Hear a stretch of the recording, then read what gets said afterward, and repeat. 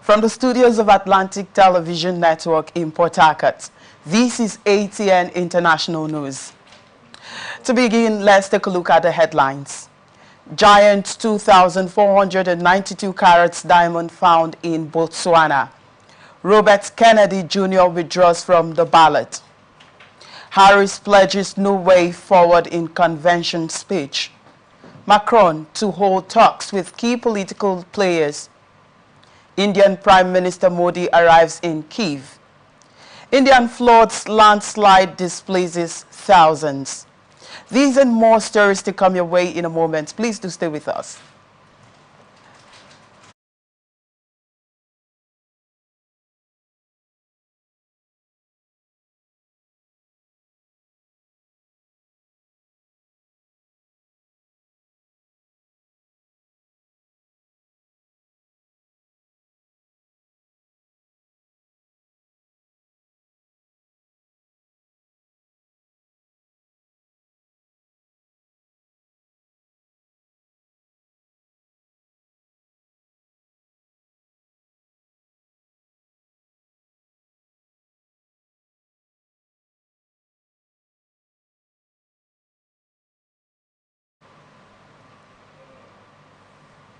Welcome back. We begin with Africa.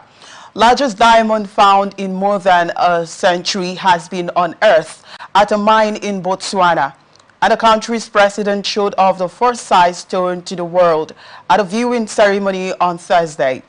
The Botswana government says the huge 2,492 carats diamond is the second biggest ever discovered in a mine, adding that it's the biggest diamond found since 1905. The as yet unnamed diamond was presented to the world at the office of Botswana President Mokgweetsi Masisi. It weighs approximately half a kilogram, and Masisi was one of the first to get to hold it. Officials said it was too early to value the stone or decide how it would be sold. Another smaller diamond from the same mine in Botswana was sold for $63 million in 2016, a record for a rough gem shows. Lucara said in a statement on Wednesday that it recovered the exceptional rough diamond from its Karowe mine in central Botswana. Lucara said it was a high-quality stone and was found intact. It was located using X-ray technology designed to find large, high-value diamonds. The weight would make it the largest diamond found in 119 years and the second largest ever dug out of a mine after the Cullinan diamond that was discovered in South Africa in 1905. The famous Cullinan was 3,106 carats and was cut into gems, some of which form part of the British crown jewels. Botswana, a country of 2.6 million people in South Africa, is the second biggest producer of natural diamonds behind Russia and has unearthed all the world's biggest stones in recent years. The Karowe mine has produced 4 other diamonds, over 1,000 carats in the last decade.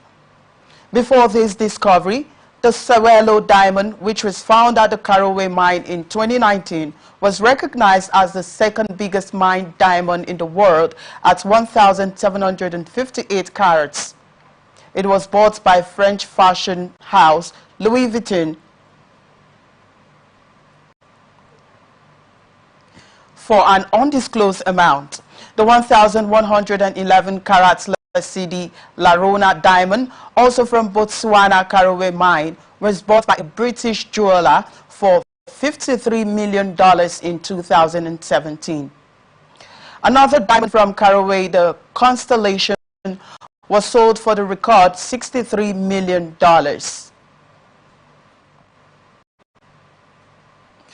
India's Narendra Modi arrived in wartime Kyiv on Friday to hold talks with President Volodymyr Zelensky, the first trip by an Indian Prime Minister to Ukraine since Kyiv gained independence from the Soviet Union in 1991. The visit comes after a volatile juncture in the war in Ukraine, with Ukrainian forces still in Russia's western Kursk region following their incursion on August 6th and Russian troops grinding out slow but steady advances in Ukraine's east. The visit, which follows a trip by Modi to Moscow in July, is important for Western-backed Kyiv, which has been trying to nurture diplomatic relations in the global south in its efforts to secure a fair settlement to end the war. In the run-up to the trip, he said he was looking forward to sharing perspectives on peaceful resolution on the ongoing Ukraine conflict. Modi's visit to Moscow last month coincided with a heavy Russian missile strike on Ukraine that hit a children's hospital.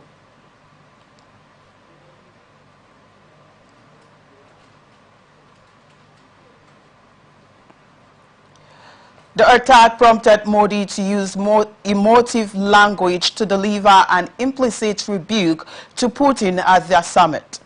But the trip elicited fierce criticism from Zelensky, who said it was a huge disappointment and a devastating blow to peace efforts to see the leader of the world's largest democracy hug the world's most bloody criminal in Moscow on such a day. Mikhailo Podolyak, an advisor in the Ukrainian president's office, told Reuters Modi's visit to Kyiv was significant because New Delhi really has a certain influence over Moscow. India, which has traditionally had close economic and defense ties with Moscow, has publicly criticized the deaths of innocent people in the war. But it has also strengthened its economic ties with Moscow after Western nations imposed sanctions on Russia and cut trade relations with it over the invasion. Indian refiners, which rarely bought Russian oil in the past, have emerged as Moscow's top clients for seaborne oil since Russia poured troops into Ukraine in February 2022. Russian oil accounts for over 2/5 of India's oil imports. Robert F. Kennedy Jr. withdrew from the ballot in Arizona late on Thursday, a day before he and Donald Trump were set to appear miles apart in the Phoenix area as speculation grows that Kennedy could drop his independent presidential bid and endorse the Republican nominee. Kennedy is scheduled to speak at 2 p.m. Eastern Time in Phoenix about the present historical moment and his path forward. According to his campaign, hours later, Trump will hold a rally in neighboring Glendale. Trump and Kennedy have been reportedly discussing a potential endorsement deal, with Trump stating that no plans have been made for Kennedy to appear with him on Friday. Kennedy's withdrawal from the Arizona race came less than a week after he submitted more than the required number of signatures to appear on the ballot. ATN gathered that both campaigns have ramped up their compliments to each other and engaged in behind-the-scenes discussions. Both have accused Democrats of weaponizing the legal system of their own benefit and have hinted publicly that they could be open to joining forces to limit the election chances of Democratic presidential nominee Kamala Harris. Talks between the two camps have continued, with close Trump allies quietly lobbying Kennedy to drop out of the race and support the Republican nominee. According to a person familiar with the efforts who spoke on condition of anonymity to discuss private conversations. Chicago's protests, despite being unremarkably outside the Democratic National Convention, were successful in making the war in Gaza part of the agenda.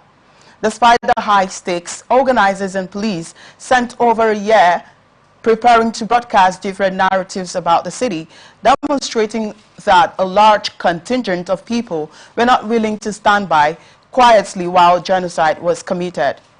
ATN learned that Chicago's protests following the Republican National Convention in Milwaukee were expected to be massive, with the largest protest in Milwaukee being around 1,000 people.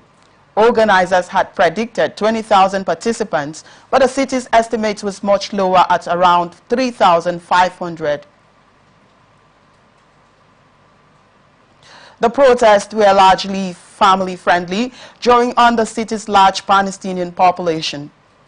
Despite the peaceful nature of the protests, dozens of arrests occurred after breaking security fences and unsanctioned demonstration outside the Israeli consulate. Chicago Police Superintendent Larry Snelling emphasized the importance of preparation and opportunity in the protest, stating that preparation is crucial for success.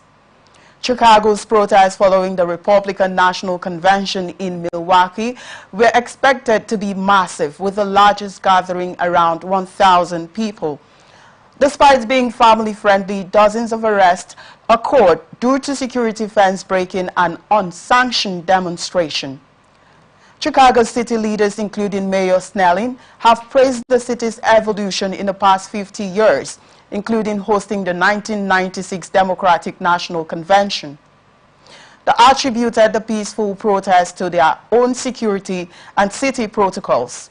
However, a small group of delegates expressed dissatisfaction with the lack of Palestinian representation in the convention and the sparse mention of Palestinians. Some protesters speculated that having Vice President Kamala Harris as the new Democratic nominee might have kept some people home, while signs and chants during the protests called her complicit in the war.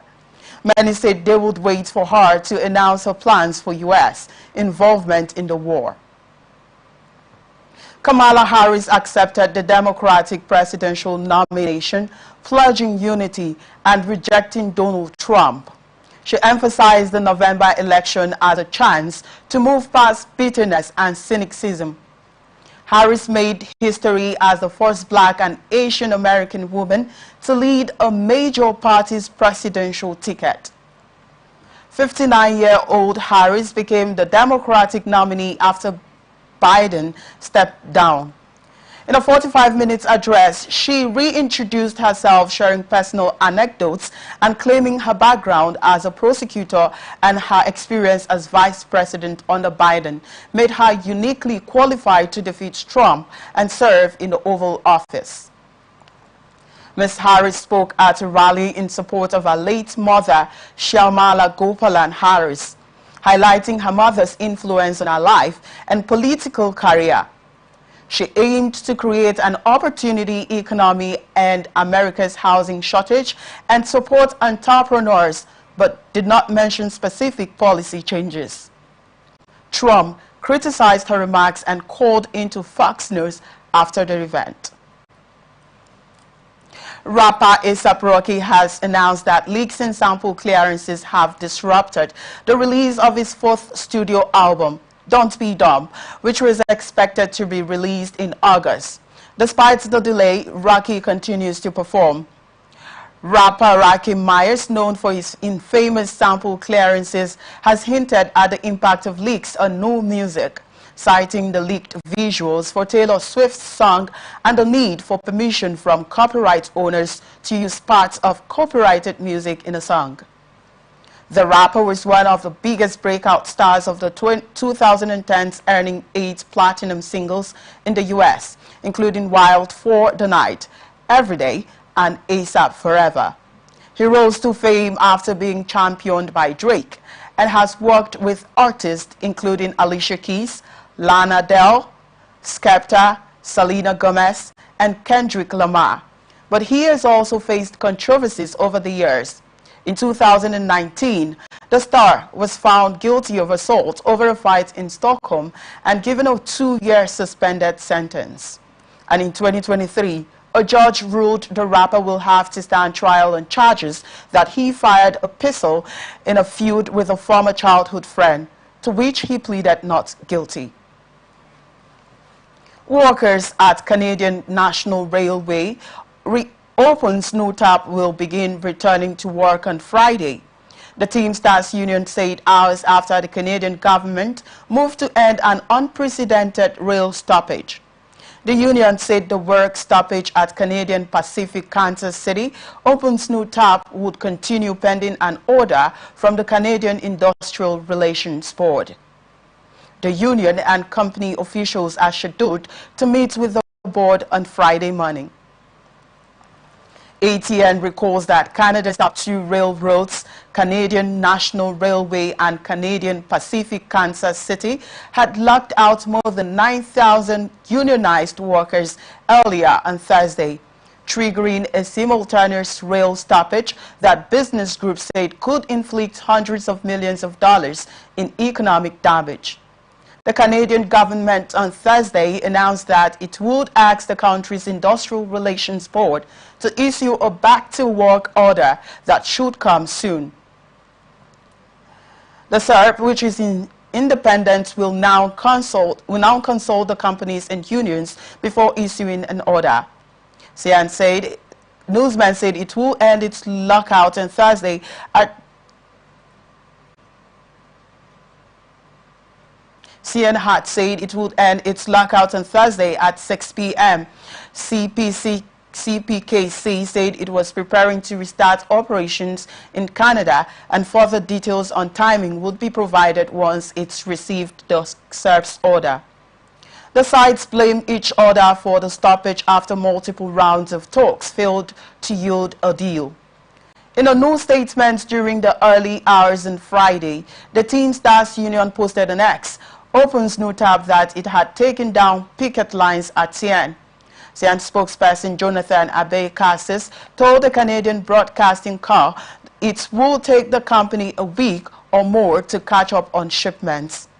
Makinon's decision marked a change of mind by the Liberal government of Prime Minister Justin Trudeau, which had said it wanted to see the matter settled at the bargaining table. You're watching the international news on Atlantic Television Network. We will be back after this break. Please do stay with us.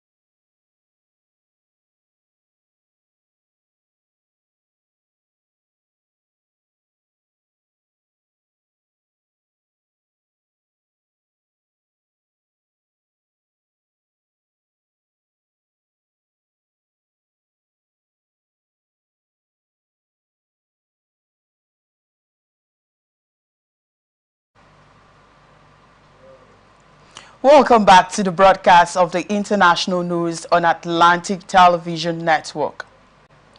We are open for adverts placements. We are open for adverts placements, bookings, and commercials. And you can connect with us and watch us on ATN socials. On Facebook and YouTube is Atlantic Television Network. Instagram and TikTok at Atlantic TV Network 1. X, formerly Twitter, at Atlantic TV Net. Watch us live on our website at atlanticnetwork.tv. And now to the rest of our stories. South Korea's Medical Association warned on Friday that a spike in COVID-19 cases and an ongoing strike by trainee doctors could cripple hospital emergency.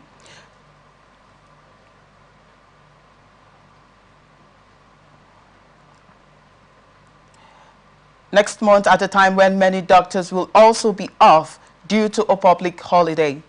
The government has, however, disputed the risks of the closures cited by the Korean Medical Association and said it was providing additional support where needed. The government has said that hospitals which had relied on trainee doctors across multiple medical disciplines have had to turn away patients at emergency rooms, citing a shortage of staff while existing doctors have experienced heavier workloads.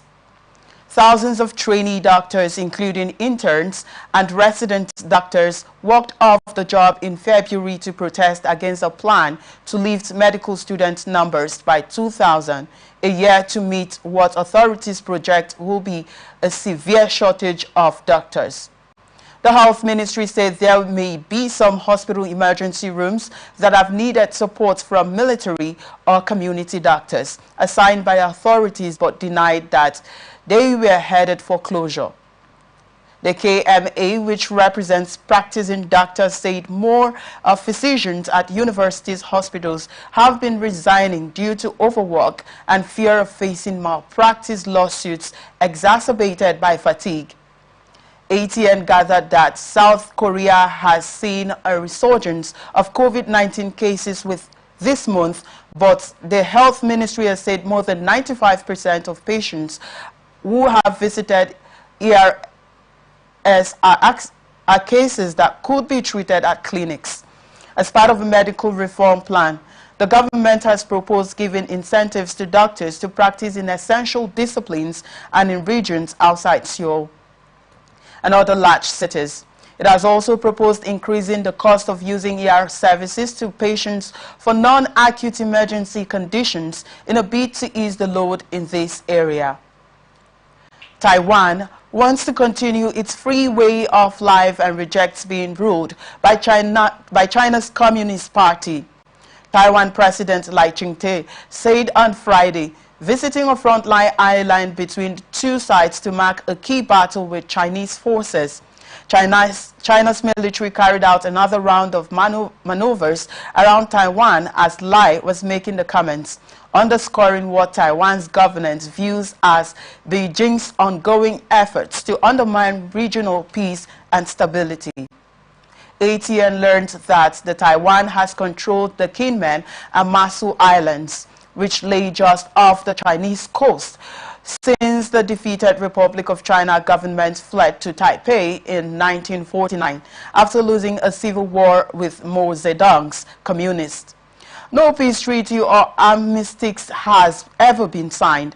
The scene of on-off fighting during the height of the Cold War, China's Coast Guard has since February conducted regular patrols around Kinmen following the death of 2 Chinese people on a speedboat which Beijing blamed on Taipei. On his first trip to Kinmen since assuming office in May, Lai laid a wreath and bowed his head in respect at a memorial park for the 66th anniversary of a clash with Chinese forces, known as the start of the Second Taiwan Strait crisis. Addressing veterans at a lunch and speaking off the cuff, Lai said he grew up with stories of the battle as his uncle served in Kinmen. Lai added that the Taiwan must resist China's threats. 2 soldiers are said to have wired explosives to pumps at a Canada water reservoir in Rafah, southern Gaza. A blaze tear through the facility, causing smoke and damage to buildings. The reservoir, which could hold 3 million liters of water, was central to the Rafah governorate's water treatment and distribution. The Israel Defense Forces had been operating in the Tal al-Sultan area for several weeks to dismantle terrorist infrastructures and eliminate terrorists. The Israeli Defense Force is reviewing reviewing reports of social media videos posted by the Israeli military in Gaza. Their attack has damaged numerous water facilities, causing suffering from the civilian population and risking disease spread. However, human rights experts have accused Israel of using water supplies as a weapon. The destruction of the Canada Water Reservoir is a breach of international humanitarian law. Rafah's Mayor Ahmed Al-Sofo has already experienced water shortages.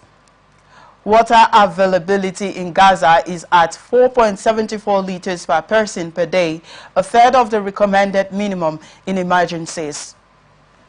Oxfam accuses Israel of using water as a weapon of war, claiming Palestinians have almost no water to drink, bathe, cook, or clean.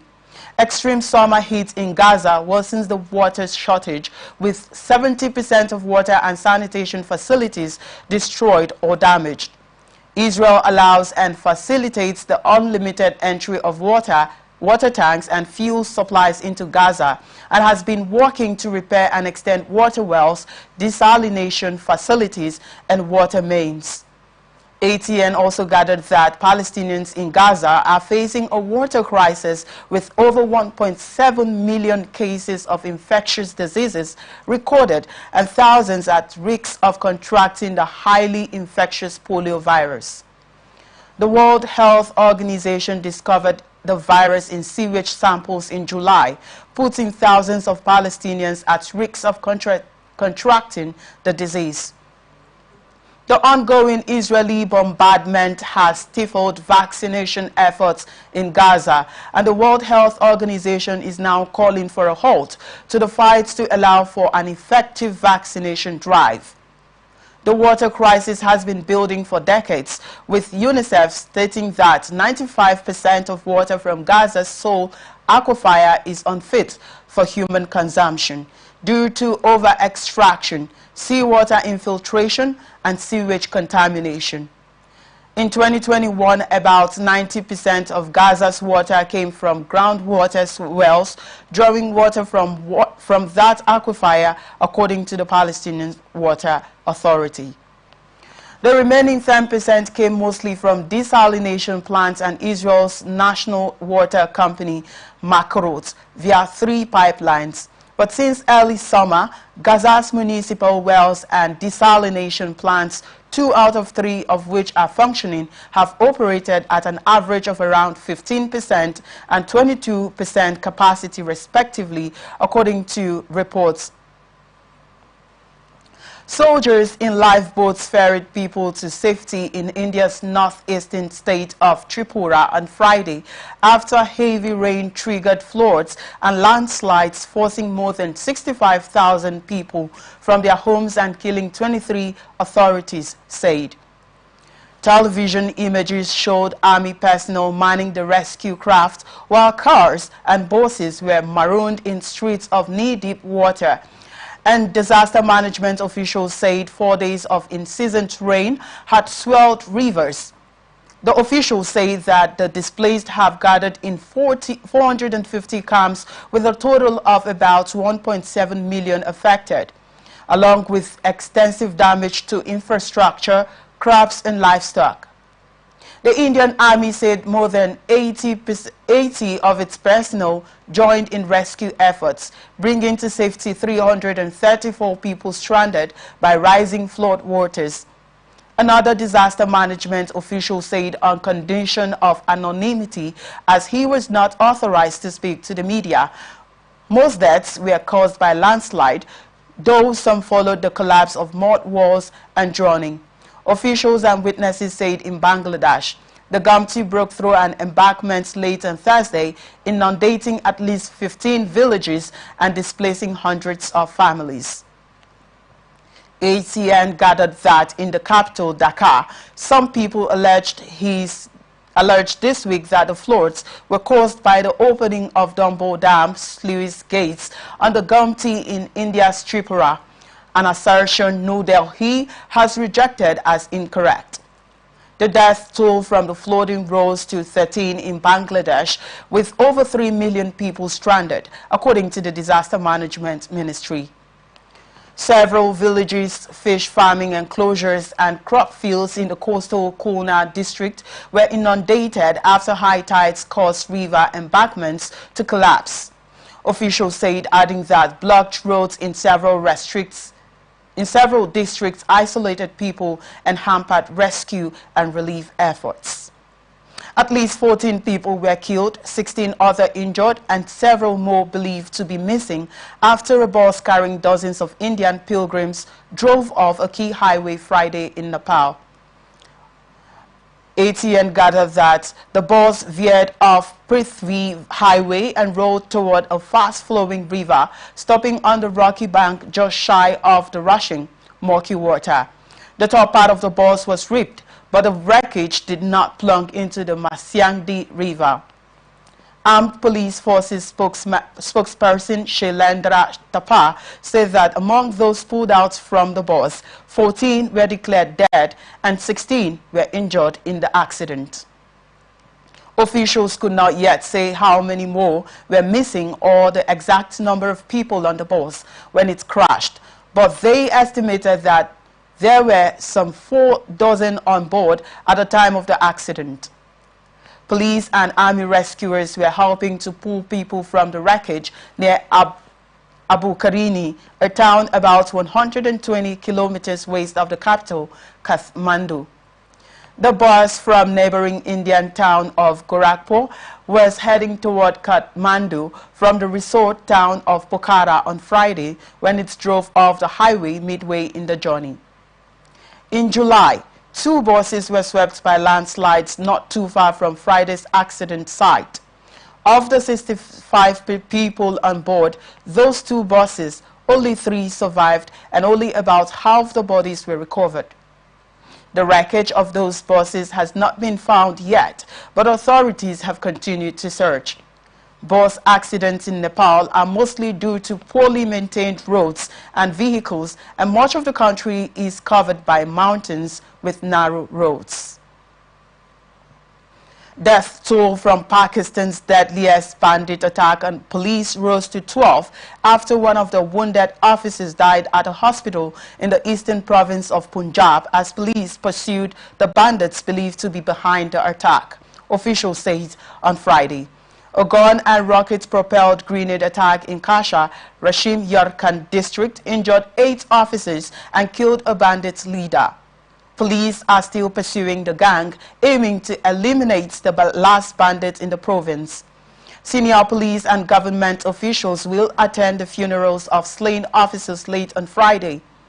ATN also gathered that bandits often rob people traveling on highways in Punjab and elsewhere in the country, and that some areas in Punjab are so dangerous that people avoid traveling after sunset to avoid getting robbed, though police have cleared most of the so-called no-go areas. Abdullah Khan, a senior defense analyst and managing director of the Islamabad-based Pakistan Institute for Conflict and Security Studies, said the bandits were armed with guns, rocket-propelled grenades, hand grenades and pistols. According to police, the bandits ambushed police when one of the vehicles carrying officers broke down while passing through flooded farm. Pakistan has been lashed by monsoon rains since July.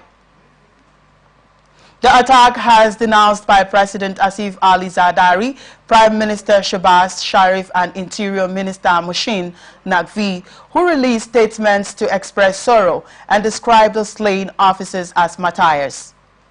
Pakistan has witnessed a surge in violence, mostly blamed on militants in recent years, but the death of so many police officers in one attack is unprecedented.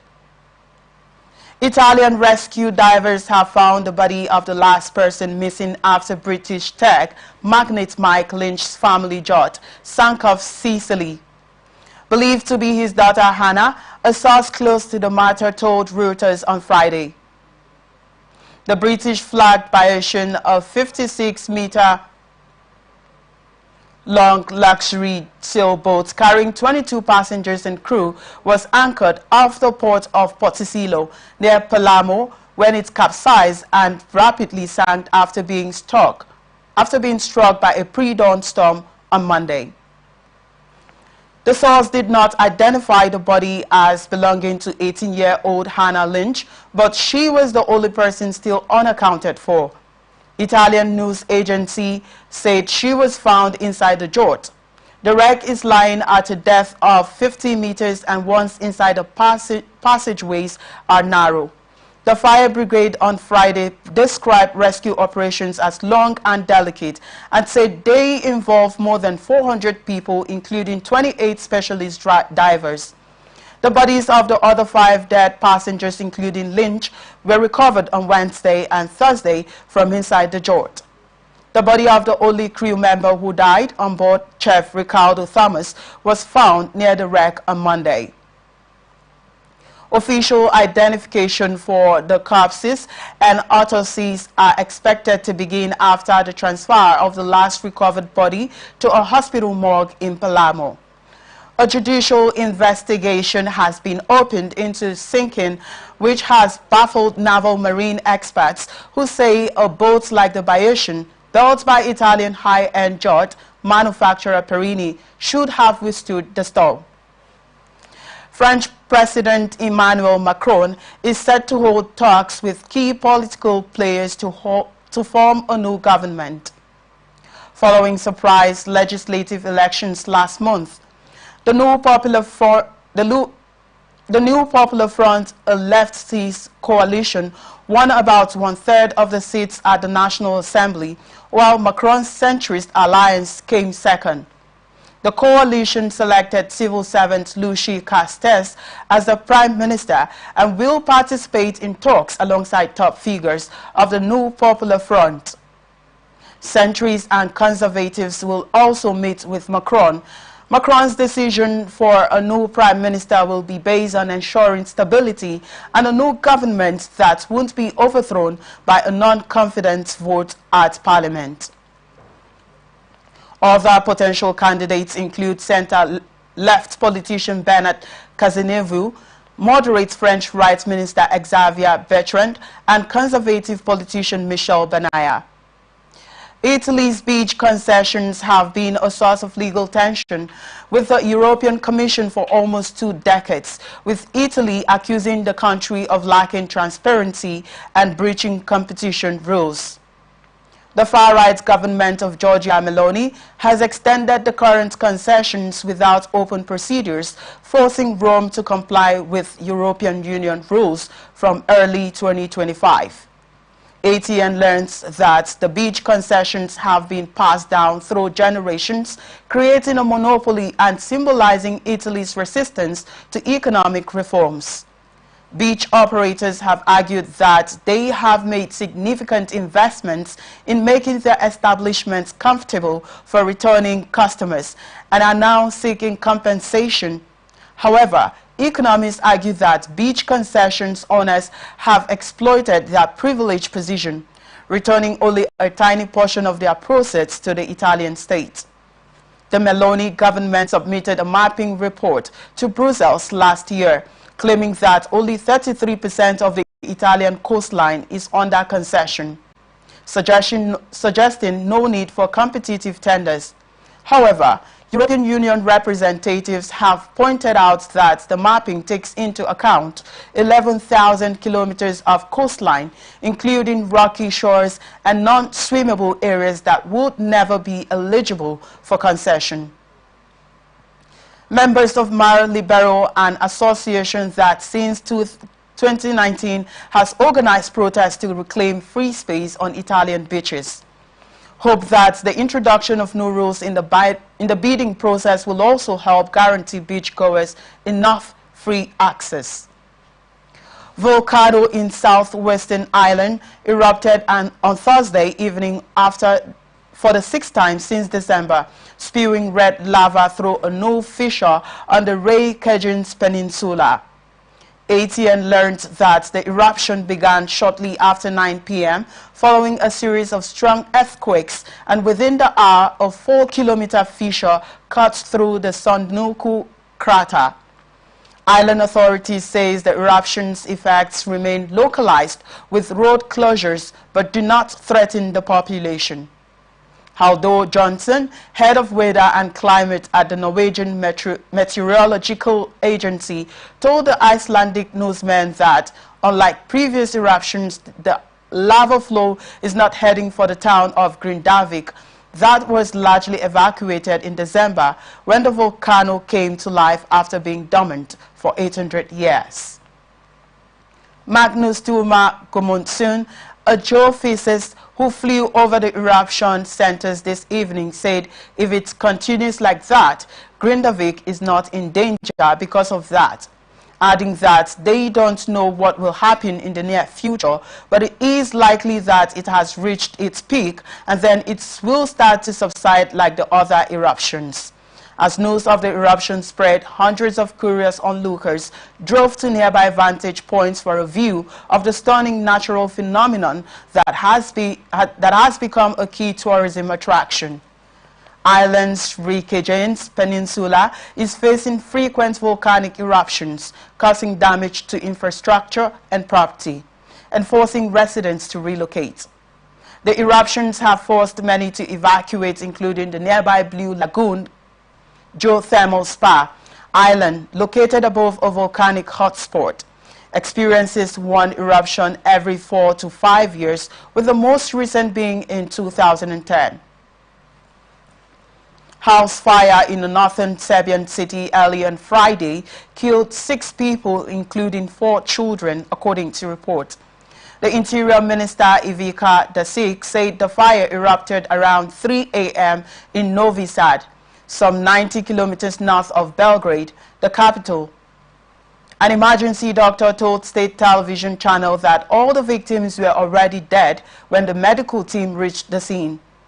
Dačić said in a statement that initial findings suggest the cause could have been a charging electric scooter. Dačić said the children were between 2 and 7 years old and that police are working to establish the victim's identity, but they assume they are all members of a family registered at the address.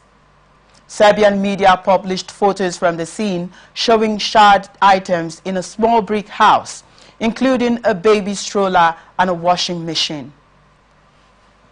Security at a NATO air base in western Germany has been raised because of intelligence information pointing to a potential threat, and all staff not essential to missions have been sent home as a precaution, NATO said. The Geilenkirchen air base near the border with the Netherlands is where the Alliance's airborne warning and control system aircraft are based. A post on the NATO Airborne Warning and Control System Fleet's account on social media network X late on Thursday night announcing that they have raised the security level but did not elaborate on the nature of the potential threat, adding that the operations will continue as planned. The Geilenkirchen base said today that it had nothing to add to the statement and that the situation at the moment is unchanged. Recall that last week a major German Air Force base near Cologne was locked down for several hours amid fears that its water supply might have been tampered with. However, an investigation found no evidence of such sabotage. There were also reports of suspicious observations at Geilenkirchen, and a person was briefly detained for questioning near the base, but there turned out to be nothing untoward. On Thursday, prosecutors in Flensburg in Germany's far north said they were investigating suspicions of espionage of the purpose of sabotage without elaborating on who might be behind it. German media reported that drones had been spotted over a chemical park in Brunsbüttel on the North Sea coast. And that's it on the international news for today. Before we go, another look at the major stories. Giant 2,492 carats diamond found in Botswana. Robert Kennedy Jr. withdraws from the Bolt from the ballot. Harris pledges new way forward in convention speech. Macron to hold talks with key political players. Indian Prime Minister Modi arrives in Kyiv. Indian floods landslide displaces thousands. And that's it on the international news for today. I am Victor Peter. Thank you so much for watching. You can follow us on our social media platforms. On X, formerly Twitter, is at Atlantic Television Network. Facebook and YouTube, Atlantic Television Network. Instagram at Atlantic TV Network. Watch us live on our website, atlanticnetwork.tv. Peace and unity are the pathways to progress. Wendy comes up next with business news. Do stay with us.